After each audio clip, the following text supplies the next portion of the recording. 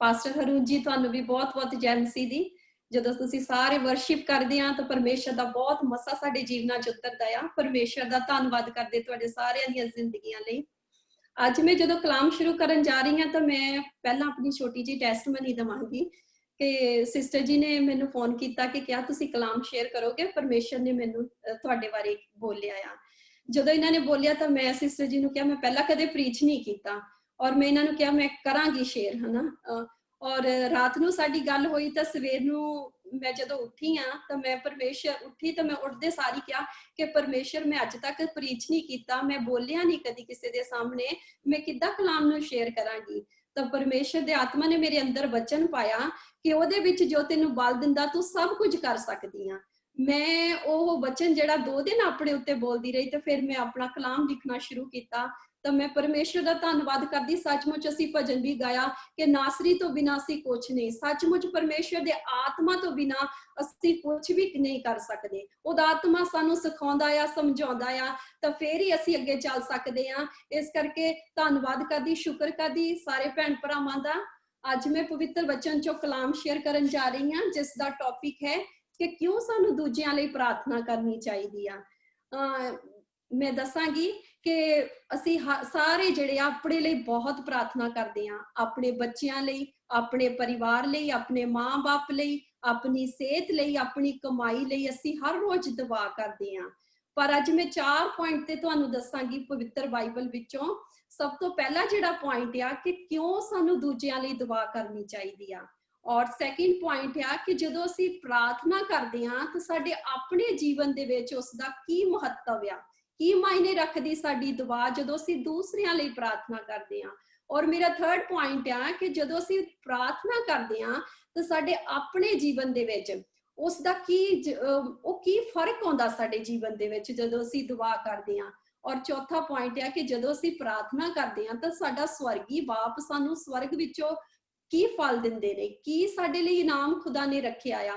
ਅੱਜ 4 ਪੁਆਇੰਟ ਤੇ ਅਸੀਂ ਗੱਲ ਕਰਾਂਗੇ। ਸਭ ਤੋਂ ਪਹਿਲਾ ਪੁਆਇੰਟ ਜਿਹੜਾ ਆ ਕਿ ਕਿਉਂ ਸਾਨੂੰ ਦੂਸਰਿਆਂ ਲਈ ਦੁਆ ਕਰਨੀ ਚਾਹੀਦੀ ਆ। ਅਸੀਂ ਪਵਿੱਤਰ ਵਚਨ ਚੋਂ ਪੜਾਂਗੇ ਲੂਕਾ ਉਸ ਦੀ 10 ਬਾਬ ਉਸ ਦੀ 27 ਆਇਤ ਨੂੰ ਅਸੀਂ ਪੜਾਂਗੇ।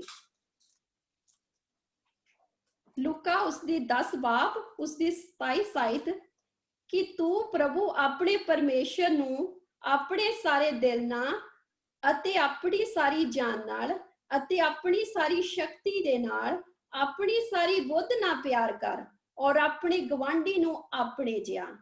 ਸੋ ਇਸ ਵਚਨ ਵਿੱਚ ਅਸੀਂ ਦੇਖਦੇ ਹਾਂ ਕਿ ਪਰਮੇਸ਼ਰ ਦਾ ਸਭ ਤੋਂ ਪਹਿਲਾ ਤੇ ਵੱਡਾ ਹੁਕਮ ਸਾਡੇ ਲਈ ਕੀ ਆ ਕਿ ਅਸੀਂ ਆਪਣੇ ਪੂਰੇ ਦਿਲ ਤੋਂ, ਅਸੀਂ ਆਪਣੀ ਪੂਰੀ ਜਾਨ ਤੋਂ, ਅਸੀਂ ਆਪਣੀ ਪੂਰੀ ਸ਼ਕਤੀ ਤੋਂ, ਆਪਣੀ ਬੁੱਧ ਤੋਂ ਪਰਮੇਸ਼ਰ ਨੂੰ ਪਿਆਰ ਕਰੀਏ। ਜਦੋਂ ਅਸੀਂ ਆਪਣੀ ਪੂਰੀ ਸ਼ਕਤੀ ਦੇ ਨਾਲ ਆਪਣੀ ਬੁੱਧ ਨਾਲ, ਆਪਣੇ ਦਿਲੋਂ ਪਰਮੇਸ਼ਰ ਨੂੰ ਪਿਆਰ ਕਰਦੇ ਹਾਂ ਤਾਂ ਅਸੀਂ ਪਰਮੇਸ਼ਰ ਨੂੰ ਉਹ ਅਹੁਦਾ ਦਿੰਦੇ ਹਾਂ ਜਿਸ ਦੇ ਹੱਕਦਾਰ ਪਰਮੇਸ਼ਰ ਸਾਡੇ ਜੀਵਨ ਵਿੱਚ ਆ, ਜਿਸ ਦਾ ਹੱਕ ਖੁਦਾ ਸਾਡੇ ਜੀਵਨ 'ਚ ਰੱਖਦਾ ਆ। ਅਸੀਂ ਜਦੋਂ ਦਿਲੋਂ ਉਸ ਨੂੰ ਭਾਲਦੇ ਹਾਂ, ਦਿਲੋਂ ਪਿਆਰ ਕਰਦੇ ਹਾਂ ਤਾਂ ਖੁਦਾ ਦਾ ਉਹ ਅਹੁਦਾ ਸਾਡੇ ਜੀਵਨ ਦੇ ਵਿੱਚ ਹੁੰਦਾ ਆ। ਦੂਸਰਾ, ਪਰਮੇਸ਼ਰ ਨੇ ਸਾਨੂੰ ਕਿਹਾ ਕਿ ਸਾਨੂੰ ਆਪਣੇ ਗਵਾਂਢੀ ਲਈ ਪਿਆਰ ਕਰਨਾ ਚਾਹੀਦਾ। ਗਵਾਂਢੀ ਨੂੰ, ਸਾਡਾ ਗਵਾਂਢੀ ਕੌਣ ਆ? ਸਾਡਾ ਗਵਾਂਢੀ ਉਹੀ ਨਹੀਂ ਜਿਹਦੀ ਦੀਵਾਰ ਸਾਡੇ ਘਰ ਦੀ ਦੀਵਾਰ ਨਾਲ ਲੱਗਦੀ ਹੈ। ਸਾਡਾ ਗਵਾਂਢੀ ਉਹ ਆ ਜਿਸ ਨਾਲ ਅਸੀਂ ਹਰ ਰੋਜ਼ ਬੈਠਦੇ ਹਾਂ, ਗੱਲਬਾਤ ਕਰਦੇ ਹਾਂ, ਜਿਸ ਨਾਲ ਆਪਣੇ ਦੁੱਖ ਸੁੱਖ ਨੂੰ ਵੰਡਦੇ ਹਾਂ, ਉਹ ਸਾਡਾ ਗਵਾਂਢੀ ਆ। ਇਸ ਲਈ ਪਰਮੇਸ਼ਰ ਦਾ ਵਚਨ ਕਹਿੰਦਾ ਕਿ ਸਾਨੂੰ ਆਪਣੇ ਗਵਾਂਢੀ ਨਾਲ ਪਿਆਰ ਕਰਨਾ ਚਾਹੀਦਾ। ਜਦੋਂ ਪਰਮੇਸ਼ਰ ਸਾਨੂੰ ਤੇ ਸਾਡੇ ਗਵਾਂਢੀ ਨੂੰ ਦੇਖਦੇ ਆ ਤੇ ਖੁਦਾ ਨੂੰ ਜ਼ਿਆਦਾ ਫਰਕ ਸਾਡੇ ਵਿੱਚ ਨਜ਼ਰ ਨਹੀਂ ਆਉਂਦਾ। ਪਰਮੇਸ਼ਰ ਨੂੰ ਸਾਡੇ ਵਿੱਚ ਤੇ ਸਾਡੇ ਗਵਾਂਢੀ ਵਿੱਚ ਖੁਦਾ ਦਾ ਰੂਹ ਤੇ ਉਹਦਾ ਪਿਆਰ ਨਜ਼ਰ ਆਉਂਦਾ ਆ। ਇਸ ਲਈ ਪਰਮੇਸ਼ਰ ਕਿਸੇ ਵਿੱਚ ਵੀ ਭੇਦਭਾਵ ਨਹੀਂ ਕਰਦੇ, ਕੋਈ ਪੱਖਪਾਤ ਨਹੀਂ ਕਰਦੇ। ਪਰਮੇਸ਼ਰ ਸਭ ਨੂੰ ਇੱਕੋ ਜਿਹਾ ਪਿਆਰ ਕਰਦੇ ਤੇ ਪਰਮੇਸ਼ਰ ਨੇ ਸਾਨੂੰ ਕਿਹਾ ਕਿ ਤੂੰ ਦਿਲ ਤੋਂ ਮੈਨੂੰ ਪਾਲ ਤੇ ਆਪਣੇ ਗਵਾਂਢੀ ਨੂੰ ਆਪਣੇ ਜਿਹਾ ਪਿਆਰ ਕਰ। ਪਰਮੇਸ਼ਰ ਦਾ ਵਚਨ ਵੀ ਸਾਨੂੰ ਦੱਸਦਾ ਆ ਕਿ ਯਾਕੂਬ ਉਸ ਦੀ 5 ਬਾਬ ਉਸ ਦੀ 16 ਆਇਤ ਵਿੱਚ ਲਿਖਿਆ ਆ ਕਿ ਤੁਸੀਂ ਇੱਕ ਦੂਸਰੇ ਲਈ ਪ੍ਰਾਰਥਨਾ ਕਰੋ ਤਾਂ ਤੁਸੀਂ ਆਪ ਨਰੋਏ ਹੋ ਜਾਓਗੇ। ਇਸ ਲਈ ਸਾਨੂੰ ਇੱਕ ਦੂਸਰੇ ਲਈ ਦੁਆ ਕਰਨੀ ਚਾਹੀਦੀ ਆ। ਜਿਹੜਾ ਸੈਕਿੰਡ ਪੁਆਇੰਟ ਆ, ਪਰਮੇਸ਼ਰ ਕਹਿੰਦਾ ਕਿ ਜਦੋਂ ਤੁਸੀਂ ਦੂਸਰਿਆਂ ਲਈ ਦੁਆ ਕਰਦੇ ਆ, ਸਾਡੇ ਆਪਣੇ ਜੀਵਨ ਦੇ ਵਿੱਚ ਉਸ ਦਾ ਕੀ ਮਹੱਤਵ ਆਉਂਦਾ ਆ, ਕੀ ਮਾਇਨੇ ਰੱਖਦੀ ਉਹ ਪ੍ਰਾਰਥਨਾ ਜਦੋਂ ਅਸੀਂ ਦੂਸਰਿਆਂ ਲਈ ਕਰਦੇ ਹਾਂ। ਜਦੋਂ ਅਸੀਂ ਦੂਸਰਿਆਂ ਲਈ ਦੁਆ ਕਰਦੇ ਹਾਂ ਤਾਂ ਅਸੀਂ ਉਸ ਗੈਪ ਦੇ ਵਿੱਚ ਖੜੇ ਹੋ ਜਾਂਦੇ ਹਾਂ ਜੋ ਉਸ ਇਨਸਾਨ ਔਰ ਪਰਮੇਸ਼ਰ ਦੇ ਵਿਚਕਾਰ ਹੁੰਦਾ। ਉਸ ਗੈਪ ਦੇ ਵਿੱਚ ਅਸੀਂ ਖੜੇ ਹੁੰਦੇ ਹਾਂ ਔਰ ਸਾਡੀ ਇੱਕ ਜ਼ਿੰਮੇਵਾਰੀ ਬਣ ਜਾਂਦੀ ਆ ਕਿ ਅਸੀਂ ਦੂਸਰੇ ਲਈ ਪ੍ਰਾਰਥਨਾ ਕਰੀਏ। ਦੂਸਰੇ ਲਈ ਕਈ ਵਾਰ ਆਪਾਂ ਸੋਚਦੇ ਹਾਂ ਕਿ ਅਸੀਂ ਆਪਣੇ ਗਵਾਂਢੀ ਲਈ ਦੁਆ ਕਰਾਂਗੇ ਤਾਂ ਸਾਨੂੰ ਕੀ ਮਿਲੂਗਾ, ਪਰ ਪਰਮੇਸ਼ਰ ਦਾ ਵਚਨ ਸਾਨੂੰ ਸਿਖਾਉਂਦਾ ਆ ਕਿ ਅਸੀਂ ਆਪਣੀ ਜ਼ਿੰਮੇਵਾਰੀ ਨੂੰ ਨਿਭਾਈਏ। ਜੋ ਗੈਪ ਉਸ ਇਨਸਾਨ ਦੇ ਵਿੱਚ ਔਰ ਪਰਮੇਸ਼ਰ ਦੇ ਵਿੱਚ ਆ ਗਿਆ ਕਿਸੇ ਪਾਪ ਦੇ ਕਾਰਨ, ਅਸੀਂ ਉਸ ਵਿੱਚ ਖੜੇ ਹੋ ਕੇ ਉਸ ਲਈ ਪ੍ਰਾਰਥਨਾ ਕਰੀਏ। ਇਸ ਲਈ ਅਸੀਂ ਇਸ ਪਵਿੱਤਰ ਵਚਨ ਚੋਂ ਦੇਖਾਂਗੇ ਪਹਿਲਾ ਸ਼ੈਮੂਅਲ ਉਸਦੀ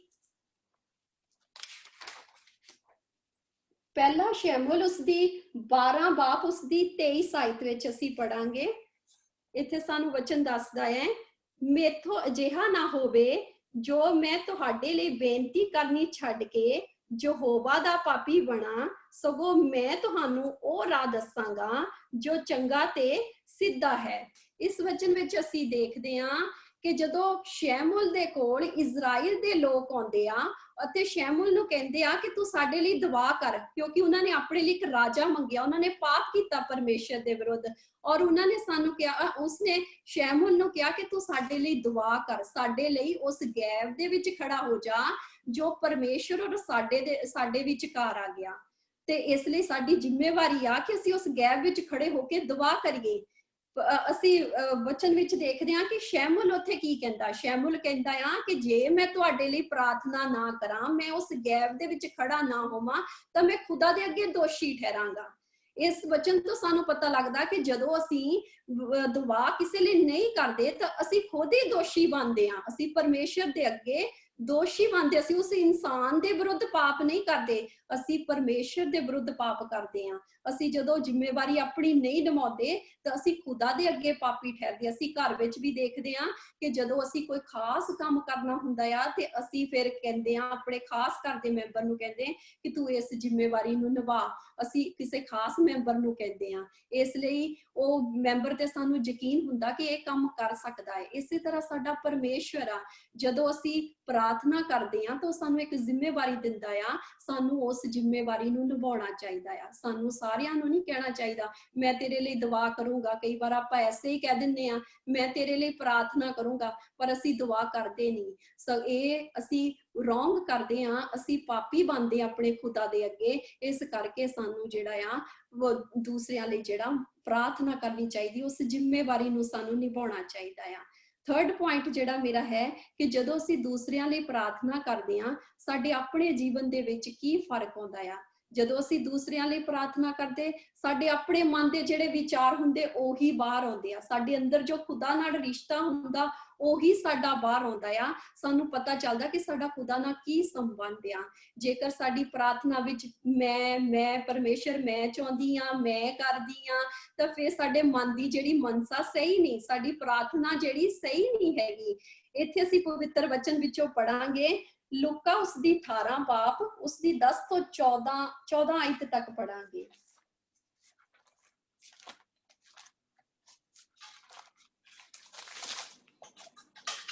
ਲੂਕਾ ਉਸਦੀ 18 ਬਾਪ ਉਸਦੀ 10 ਤੋਂ 14 ਤੱਕ ਪੜਾਂਗੇ ਅਸੀਂ ਕਿ ਦੋ ਮਨੁੱਖ ਪ੍ਰਾਰਥਨਾ ਕਰਨ ਲਈ ਹੈਂਕਲ ਵਿੱਚ ਆਏ, ਇੱਕ ਫਰੀਸੀ ਅਤੇ ਦੂਆ ਮਸੂਲੀਆ। ਫਰੀਸੀ ਨੇ ਖਲੋ ਕੇ ਆਪਣੇ ਜੀ ਵਿੱਚ ਇਉਂ ਪ੍ਰਾਰਥਨਾ ਕੀਤੀ ਕਿ हे ਪਰਮੇਸ਼ਰ, ਮੈਂ ਤੇਰਾ ਸ਼ੁਕਰ ਕਰਦਾ ਹਾਂ, ਭਾਈ ਮੈਂ ਹੋਰਨਾਂ ਵਰਗਾ ਨਹੀਂ ਹਾਂ ਜੋ ਲਟੇਰੇ ਕੁਕਰਮੀ ਜਨਾਹਕਾਰ ਹਨ, ਅਤੇ ਨਾ ਇਸ ਮਸੂਲੀਏ ਵਰਗਾ।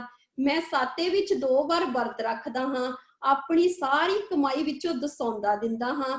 ਪਰ ਉਸ ਮਸੂਲੀਏ ਨੇ ਕੁਝ ਫਰਕ ਨਾ ਖਲੋ ਕੇ ਇੰਨਾ ਵੀ ਨਾ ਚਾਹਿਆ ਜੋ ਆਪਣੀਆਂ ਅੱਖੀਆਂ ਆਕਾਸ਼ ਵੱਲ ਚੁੱਕੇ, ਸਗੋਂ ਆਪਣੀ ਛਾਤੀ ਨੂੰ ਪਿੱਟਦਾ ਇਹ ਕਹਿੰਦਾ ਹੈ ਕਿ हे ਪਰਮੇਸ਼ਰ, ਮੈਂ ਪਾਪੀ ਹਾਂ, ਮੇਰੇ ਉੱਤੇ ਦਇਆ ਕਰ। ਹਾਲੇਲੂਇਆ। ਅਸੀਂ ਇਸ ਵਚਨ ਵਿੱਚ ਦੇਖਦੇ ਹਾਂ ਕਿ ਦੋ ਜਿਹੜੇ ਪ੍ਰਾਰਥਨਾ ਕਰਨ ਨੂੰ ਫਰੀਸੀ ਔਰ ਮਸੂਲੀ ਦੋ ਹੈਂਕਲ ਵਿੱਚ ਪਰਮੇਸ਼ਰ ਦੀ ਵਿੱਚ ਆ ਜਾਂਦੇ ਆ।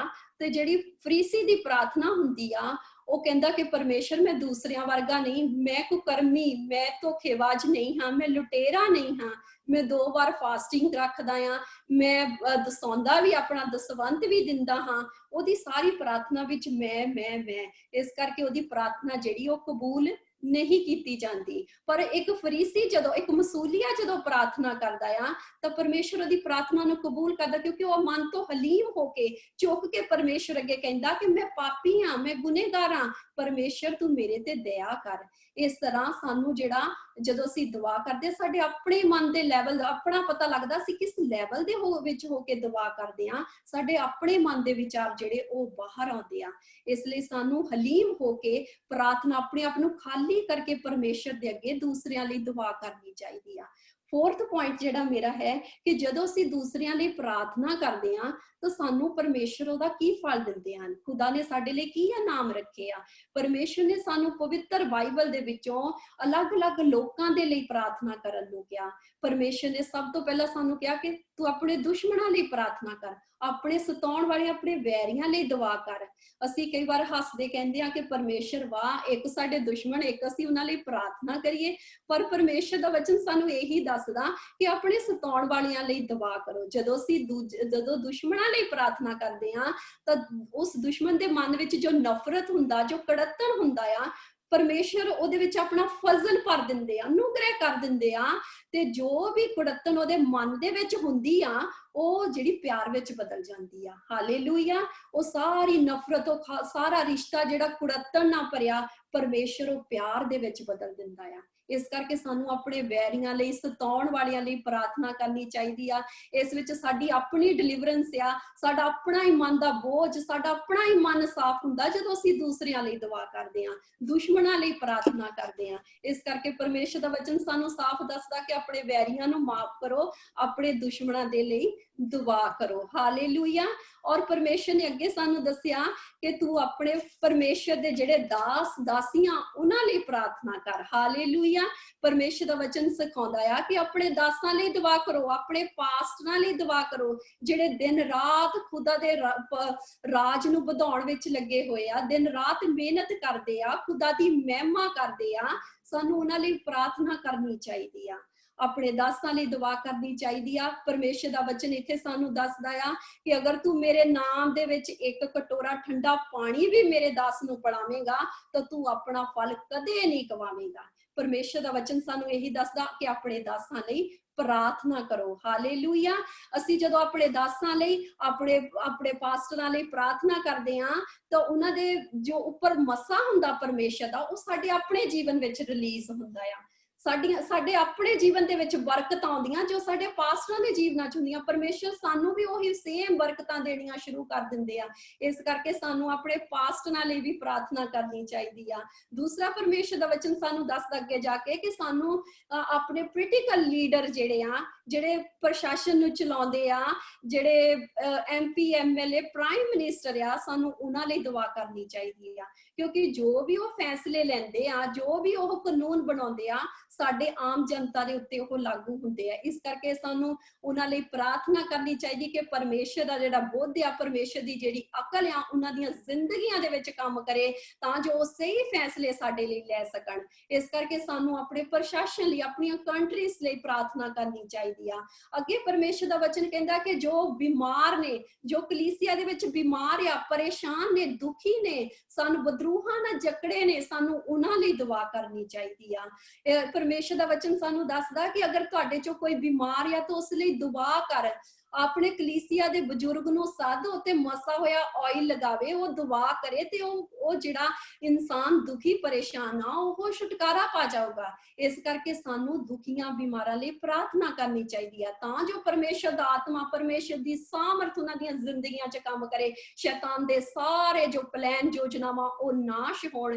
इसलिए सानू जिहड़े शरीरिक तौर ते बीमार ने उन्हां नू प्रार्थना विच हमेशा याद रखना चाहिदा आ।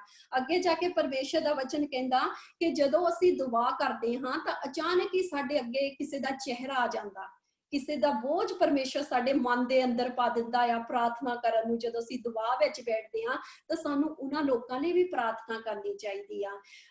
जिद्दां वचन विच भी लिखिआ कि परमेश्वर दा आत्मा जिहड़ा हौके भर भर के सानू दसदा कि किस लई प्रार्थना करनी आ। इस करके जदों परमेश्वर सानू दिखाउंदा आ कि किसी दा बोझ दिंदा आ तां सानू अपनी एक जिम्मेवारी दे नाल दुआ करनी चाहिदी आ। इत्थे मैं अपनी एक टेस्टमनी शेयर करांगी तुहाडे नाल। मेरे हस्बैंड दे सिस्टर जिहड़े आ, कजन सिस्टर, वो जर्मन च रहिंदे आ। ਤਾਂ ਉਹਨਾਂ ਨੇ 3 ਸਾਲ ਪਹਿਲਾਂ ਵੀ ਅਸੀਂ ਉਹਨਾਂ ਨੂੰ ਪਰਮੇਸ਼ਰ ਬਾਰੇ ਦੱਸਿਆ। ਉਹਨਾਂ ਨੂੰ ਕਾਫੀ ਬਦਰੂਹਾਂ ਨੇ ਜਕੜਿਆ ਹੋਇਆ ਸੀਗਾ, ਡਿਪਰੈਸ਼ਨ ਦੀ ਆਤਮਾ ਉਹਨਾਂ ਦੇ ਜੀਵਨ 'ਚ ਕੰਮ ਕਰਦੀ ਸੀਗੀ ਔਰ ਪਹਿਲਾਂ ਉਹਨਾਂ ਨੂੰ ਅਸੀਂ ਦੱਸਿਆ 3 ਸਾਲ, ਪਰ ਉਹਨਾਂ ਨੇ ਇਗਨੋਰ ਕਰ ਦਿੱਤਾ।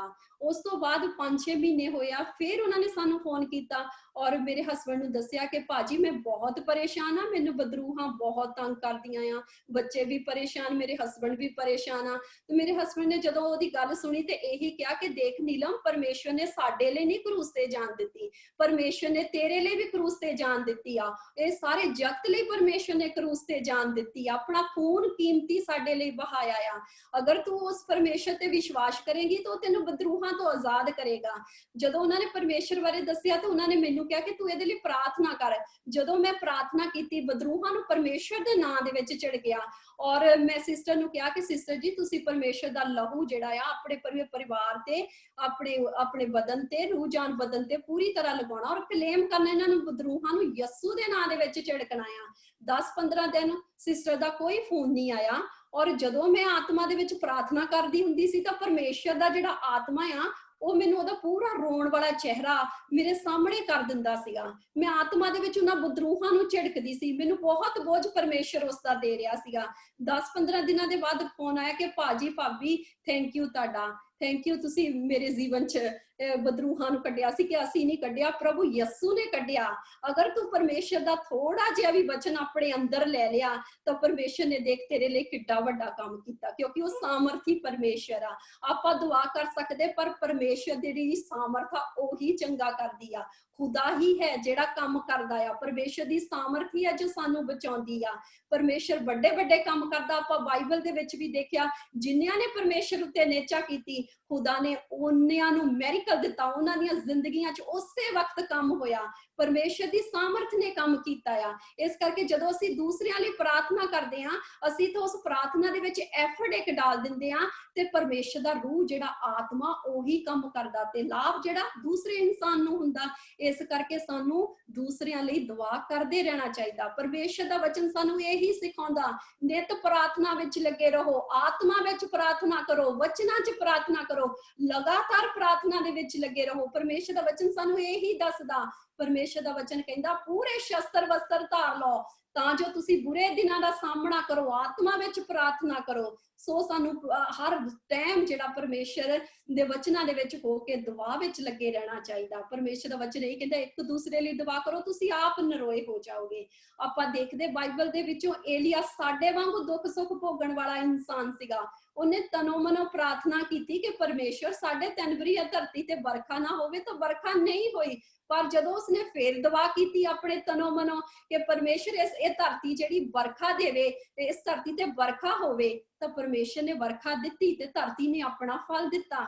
ਇਸ ਲਈ ਮੈਂ ਇਹੀ ਕਹੂੰਗੀ ਕਿ ਜਦੋਂ ਅਸੀਂ ਪੂਰੇ ਰੂਹ ਸਚਾਈ ਦੇ ਆਤਮਾ ਨਾਲ ਬੋਝ ਨਾ ਦੁਆ ਕਰਦੇ ਤਾਂ ਪਰਮੇਸ਼ਰ ਸੁਣਦਾ ਆ। ਪਰਮੇਸ਼ਰ ਦਾ ਇਹੀ ਵਚਨ ਕਹਿੰਦਾ ਕਿ ਲਗਾਤਾਰ ਪ੍ਰਾਰਥਨਾ 'ਚ ਲੱਗੇ ਰਹੋ, ਇੱਕ ਦੂਸਰੇ ਲਈ ਦੁਆ ਕਰੋ, ਆਤਮਾ ਵਿੱਚ ਪ੍ਰਾਰਥਨਾ ਕਰੋ।